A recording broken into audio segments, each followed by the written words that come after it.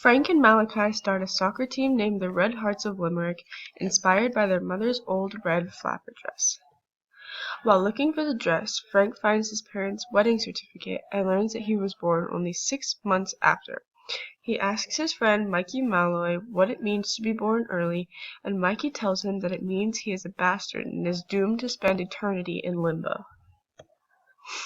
Frank scores the winning goal in his soccer game against a bunch of rich boys, which he believes is a sign that he is not doomed to hell forever.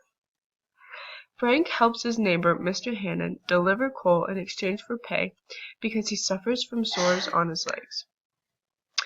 After a short while, Angela makes Frank stop working for Mr. Hannon because Frank developed an eye infection from all of the coal dust he was exposed to. The McCourt family is evicted from their home and forced to move in with Angela's cousin, Lamont Griffin.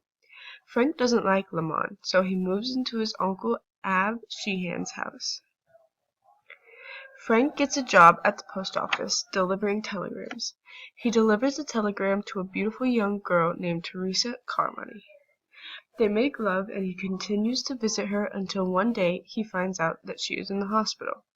She dies the next week, and he worries that she is in hell because they had sexual relations before marriage. On his 16th birthday, he goes to the pub with Pa Keating instead of his father. He gets very drunk and tries to go to church to get rid of his sins, but the church rejects him because he is drunk. Frank returns to the church the next day and is found by Father Gregory crying. Frank confesses all of his sins to Father Gregory, and Father Gregory tells him that God has forgiven him.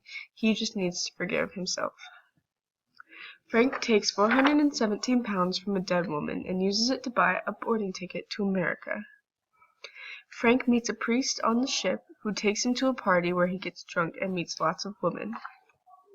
Back on the deck of the ship after the party, the wireless officer asks him, "Isn't this a great country altogether?" Frank replies, "'Tis."